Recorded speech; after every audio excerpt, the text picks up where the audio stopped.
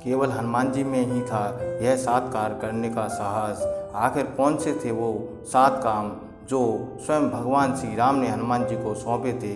धार्मिक ग्रंथों के अनुसार भगवान श्री राम की सहायता हेतु भगवान शिव हनुमान जी के रूप में त्रेता युग में अवतरित हुए थे। जब जब भगवान श्री राम पर कोई भी संकट आया तब तब हनुमान जी ने अपनी बुद्धि व पराक्रम से उन सारे संकटों को दूर किया। वहीं वाल्मीकि रामायण के उत्तरकांड में भगवान श्री राम ने स्वयं अगस्त्य मुनि से कहा है कि हनुमान जी के पराक्रम से ही उन्होंने रावण पर विजय प्राप्त की थी। यदि हनुमान जी न होते तो शायद रामायण की परिभाषा कुछ और होती। शायद भगवान विष्णु को मानव नहीं बल्कि देव रूप में ही अवतार लेना पड़ता। चलिए जानते हैं ऐसे कौन से 6 कार्य थे जो स्वयं भगवान श्री राम ने हनुमान जी को दिए थे और हनुमान जी ने वह कार्य पूरे भी किए थे। हनुमान जी के अलावा यह कार्य कोई पूरा नहीं कर सकता था, जैसे कि लक्ष्मण जी, जामवंत जी, अंगद, सुग्रीव, वाली या खुद भगवान श्री राम। इनमें सबसे पहला कार्य था राक्षसों का संहार करना। हनुमान जी ने कई राक्षसों का संहार किया।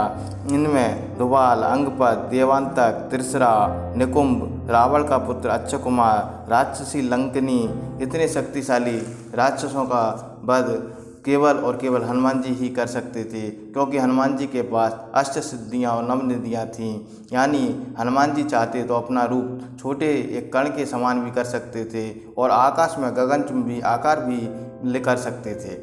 उनके अत्याधिक बल था। बचपन में ही अलग अलग देवताओं से कई सारे ऐसे वरदान प्राप्त थे जो उनको एक सर्वश्रेष्ठ शक्तिशाली वानर बनाते थे।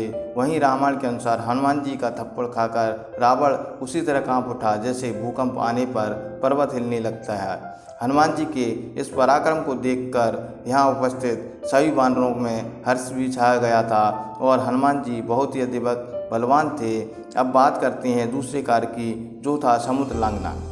माता सीता की खोज करते हुए जब हनुमान जी, अंगद, जामवंत जी आदि वीर जब समुद्र तट पर पहुँचे तो 100 योजन विशाल समुद्र को देखकर उनका उत्साह कम हो गया। तब अंगद ने वहां उपस्थित सभी पराक्रमी वानरों से उनके छलांग लगाने की क्षमता के बारे में पूछा।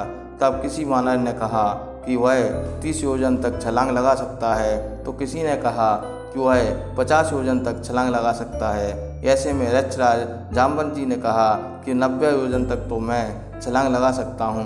तब सभी की बात सुनकर अंगद जी ने खुद कहा कि मैं 100 योजन छलांग तो लगा सकता हूँ, मैं समुद्र पार कर लूँगा, लेकिन वापस आ पाऊँगा या नहीं इसमें मुझे संशय है। तब जामवंत जी ने हनुमान जी को उनके बल और पराक्रम का स्मरण करवाया और बचपन में उनके द्वारा किए गए सभी कार्यों के बारे में उनको अवगत कराया तथा कहा कि हे हनुमान जी महाराज, आपका जन्म तो प्रभु श्री राम का कार्य पूरा करने के लिए हुआ है। इतना सुनते ही हनुमान जी में अथाह बल का स्मरण आ गया। उन्होंने 100 योजन समुद्र को एक छलांग में ही पार कर लिया था।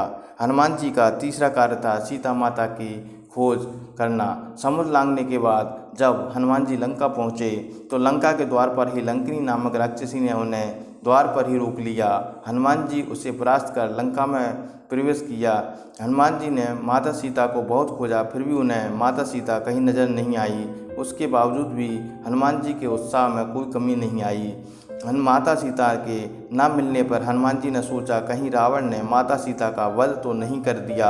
यह सोचकर उन्हें बहुत दुख हुआ, लेकिन फिर भी वह सीता माता को खोजते रहे।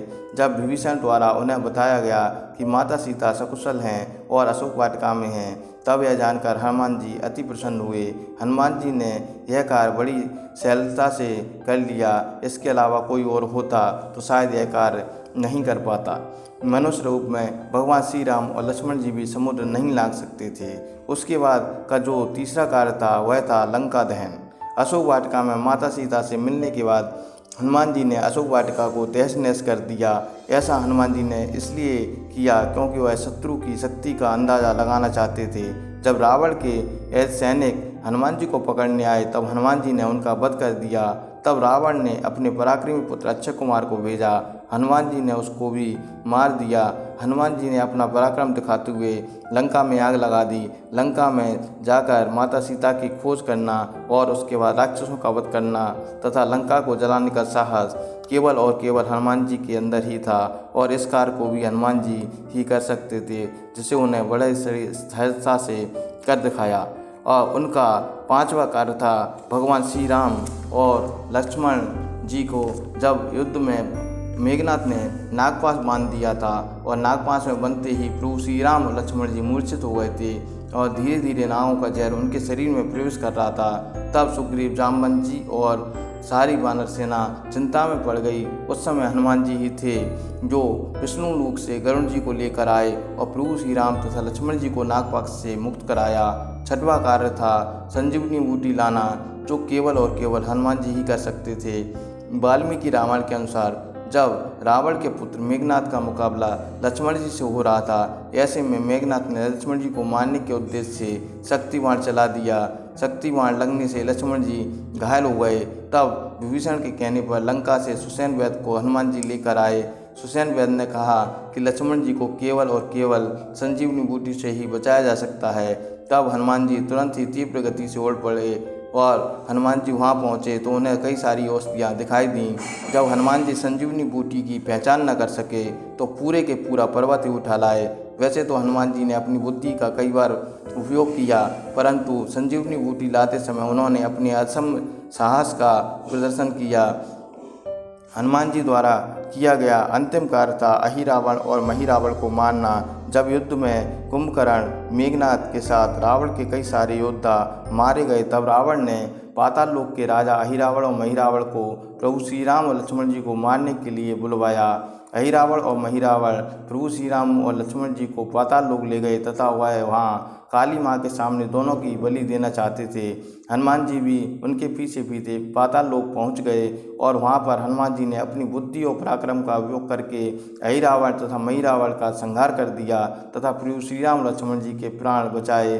पाताल लोक में जाकर अहिरावण और महिरावण को मारना हर किसी के बस की बात नहीं थी। तो ये थे हनुमान जी द्वारा किए गए 7 नामों के कार्य। दोस्तों, वीडियो पसंद आया तो वीडियो को लाइक करें, शेयर करें तथा चैनल को सब्सक्राइब अवश्य कर लें। धन्यवाद।